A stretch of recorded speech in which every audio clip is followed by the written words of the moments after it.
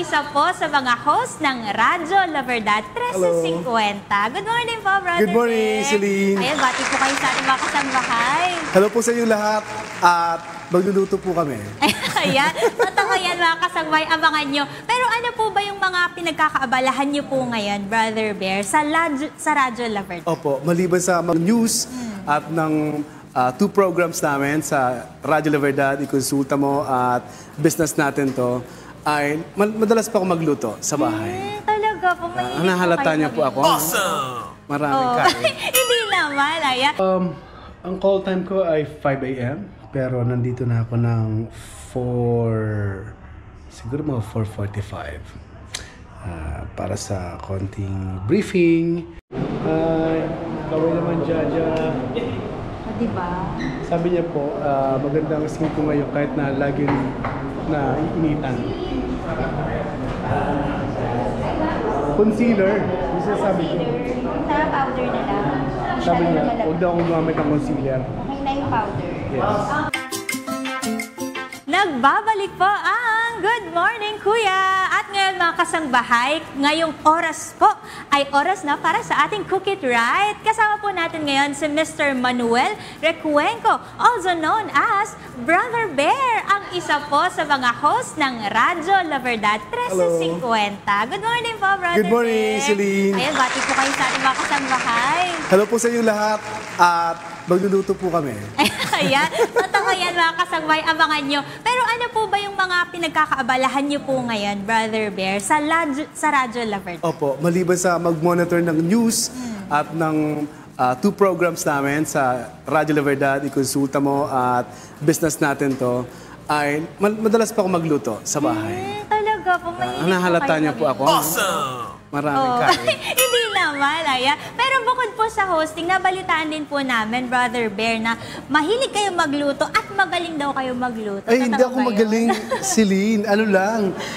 Kasi mahilig lang talaga akong manood sa Instagram ng mga nagluluto. Doon ko na-adapt yung mga ginagawa nila. As nagdadagdag ako para...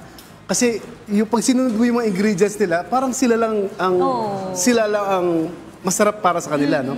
Para pag dinadagdagan natin ng sarili nating ingredients, parang, Tama. may sarili At tayo. saka merong taste yung Pinoy, di ba? Na para sa atin talagang masarap. Ayan. Pero ano po ba ang lulutuin natin ngayon? Ngayon ay lulutuin natin, Celine, ay special caldereta. Ayun. Beef caldereta. Naku, alam niyo po ba, Brother Bear, isa sa mga favorite na ulam ko, ang kaldereta. Iyon, kakainin natin ito mamaya. Kaya sarapan niyo po, ha? Sana masarap.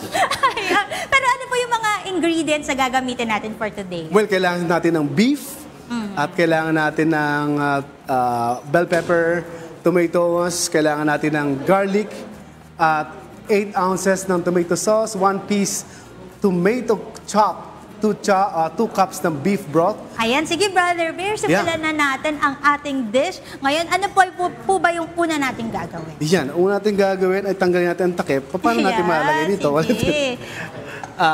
Kailangan natin ng siguro ng oil muna. At yung patatas pala. Ay, yung patatas. Lulutuin muna natin yung patatas. Nandito sa ref yung patatas natin. Ayun. Lock ka muna dyan. Ganda niyan. Pwede iuwi sa bahay yan? Ayan. Naku, Brother Bear, pang dito to eh. Talaga? Ayan, ito yung ating patatas. Nandito sa ating LG na ref. Bongga.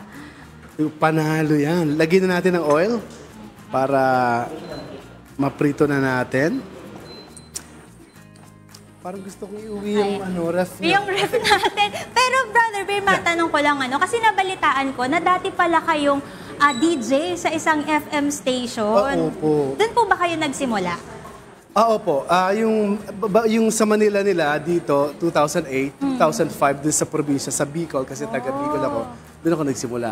Talaga? Tapos nalipat kami dito sa Manila, naghanap sila ng mga DJs na gagawa ng gusto lang programming kasi bumababa ng ratings nila. Hindi lang.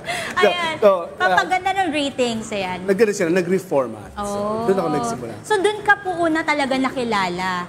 As a DJ? Hindi naman ako kilala, pero may mga ilan lang na DJ. Dati name ko ay Papa Bear dun sa program. Tapos naging Brother Bear nung nalipat ako sa ibang station. Hanggang dito sa Radyo La Verdad. Pero sampulan mo naman ako nung ano ba yung mga sinasabi mo dati nung DJ ka pa? Kasi baka naaalala pa yan ng mga kasangbahay natin eh. Usually kasi binigay sa akin si Lynn ng mga program, hindi yung music eh. Ang binigay sa akin, binigay sa akin mga talk shows. Kasi daw, para daw ako nga, so ito muna, lagyan muna tayo ng patatas muna. Habang nagkwentuhan tayo. Ayan, medyo matalsik lang mga kasangbahay kaya ingat po kayo kung gagawin nyo ito sa inyong mga tahanan. Tama. Ano sabi ko? Yung binigay sa akin mga program, hindi muna music. Kasi usually yung mga DJ, nag-a-adlib sila. I-intro na yung song, after ng song, mag-a-adlib sila. Ang binigay nila sa akin, talk shows. So walang masyadong ano yun eh. Walang masyadong music. Parang pagpasok nyo, kwentuhan na kayo, and then may guest kayo. Kung may guest kayong celebrities, or kaya politician, na may flood control project. Kwentuhan lang. Kwentuhan lang. Tapos, paano po kayo nag-start into being a DJ na may music po talaga? Nung nagkakaroon ng ibang program, so may 2 programs ako meron, kapag kailangan nila ng program na may music, doon ako lalagay. Sinama ka na. Pero, Brother Bear, habang piniprito mo yung ating patatas, isa lang naman natin sa ating microwave oven, itong ating patatas. Kasi mga kasangbahay, itong ating patatas, pag nilagay natin sa microwave natin na LG, naku, malalambot na siya. Ganun lang siya kadali. Ayan, naku, ang bango, Brother Bear, naaamoy ko na yan. Tutong na. Hindi, bawasan natin yung apoy. So, going back, Brother Bear, ano po yung mga sinasabi niyo dati nung DJ na kayo at may music? May music? Pag may music, ay sorry, nahulog. Pag may music, tamad-tamad ako eh. Pag may music, hihintay mo 3 minutes ang isang song, 3 minutes eh. 15 minutes, after 15 minutes, mag-a-adlib ka na naman. No? Medyo relax ako pag may music eh. So, dahil nauso na yung mga... Nauso kasi yung sobrang gusto ng tao, music lang. So, binawasan yung adlib namin mga DJs. So, okay lang naman sa amin. Mag-a-adlib kami ng 2 minutes o sweldohan nyo kami ng... Tapos tuloy-tuloy na yun. Tuloy-tuloy na music, oo. Pero Brother Bear, ano yung kaibahan nung mga nasa FM station ka pa, kumpara ngayon na nasa AM station ka? Karoon ka ba ng parang mga experience na nakaka-challenge biglang nung lumipat ka? Of course, dahil nung nalipat ako dito sa Radyo La Verdad, news siya eh. Tapos public service pa tayo. Hindi pwede dyan nakakatawa ka lang di eh. Kailangan alam mo nangyayari sa news, alam mo na nangyayari sa paligid, politics.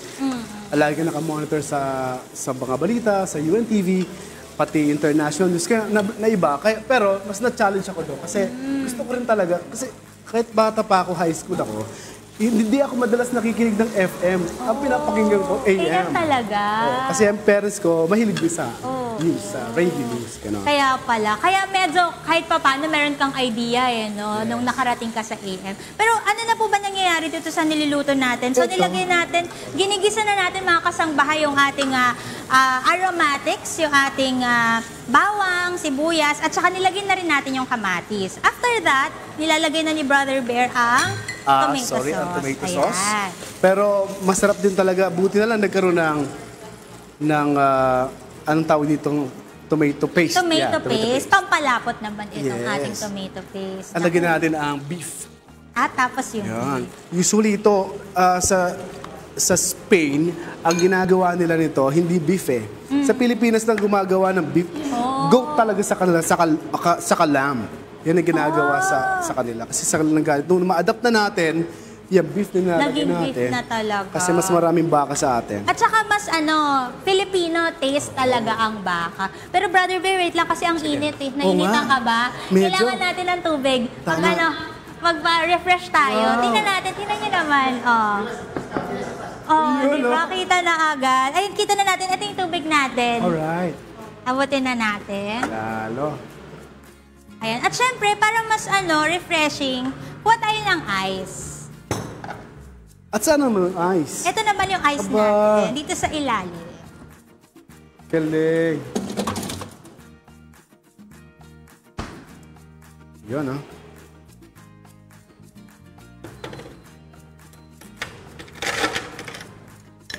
So, Brother Bear, kailan ka po na hilig na magluto? Bata ka pa lang ba, mahilig ka na magluto? Siguro mga high school ako kasi ang nanay ko busy, ang tatay ko busy, kailangan lang magluto. Kami magkakapatid, kailangan magluto. Pagkain namin, lulutuin namin. So natuto na talaga kayo, bata pa lang kayo? Yes. Naku, ayan ha. Tapos ng igigisa natin. Naglalagay na si Brother Bear ng mga... Iba pang ingredients, Ayan. itong paprika, nilagay ko na yung paminta, at anong tawag dito? Ang sabi ng lola ko ay mas lumalasa yung pagkain kapag sinasangkot siya.